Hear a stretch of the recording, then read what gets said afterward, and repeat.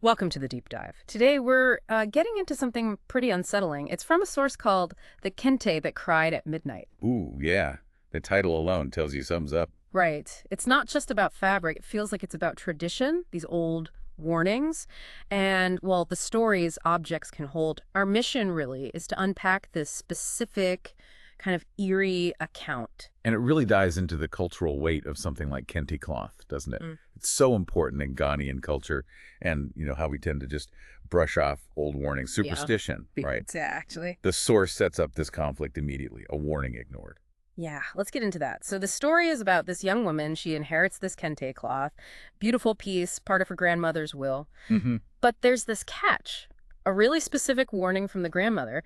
Never wear it when the cock hasn't crowed. Before dawn, basically. Which sounds exactly like the kind of thing, a modern young person might dismiss. An old wives' tale. Totally. So she thinks, okay, whatever, and wears it anyway. To a campus event at Legan. Wants to show it off. And, uh-oh, the source says the consequences were pretty much immediate, right at midnight. Right on the dot. The lights flicker, the DJ's music starts, glitching. Yeah, it gets all messed up. And then someone actually whispers, "Is that the crying cloth?"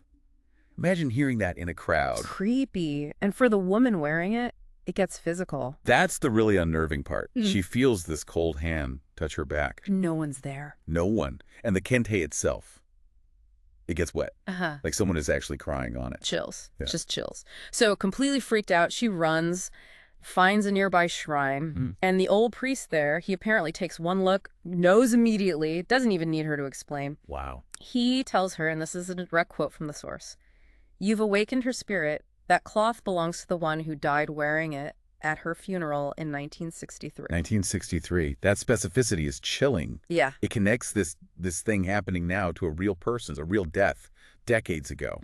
Exactly. It links the object directly to a tragedy. And it gets worse, doesn't it? She tries to take the cloth off. Can't do it. The source says it clung to her like fire. Like fire. Imagine that sensation. Terrifying. And then she hears a voice, whispering in Twi. What did it say? "You warn me, now walk my path." Whoa.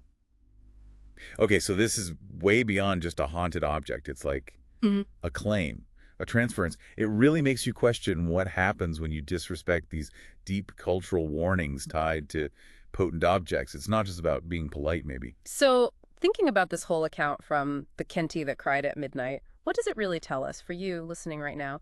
It feels like it's about the power of belief, how strongly held ideas can, well, maybe manifest in the real world. Or perhaps how history itself, especially traumatic history, can become imprinted on things. Yeah, imprinted. That's a good word. Like the object isn't just passive material anymore. It's carrying something, a legacy, an energy maybe. Precisely. Yeah. And it pushes back against our sort of modern reflex to just label everything superstition and move on.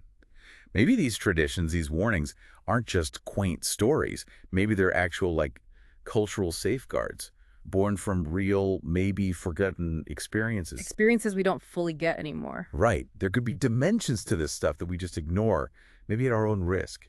It makes you wonder why these warnings exist in the first place. Definitely food for thought there. It's more than just a ghost story. Much more. So as we wrap up this deep dive, what's the final thought we should leave everyone mulling over? I think it comes back to that line from the source itself, the final text. Some traditions are not fashion. They are warnings. It's a prompt, really. Think about the traditions, the warnings, maybe even just the family stories in your own life. Could there be deeper truths in them? Things we've maybe dismissed too quickly. Perhaps those old tales aren't just history. Maybe they're echoes. Echoes of wisdom we should probably listen to. Echoes of wisdom, a powerful place to end.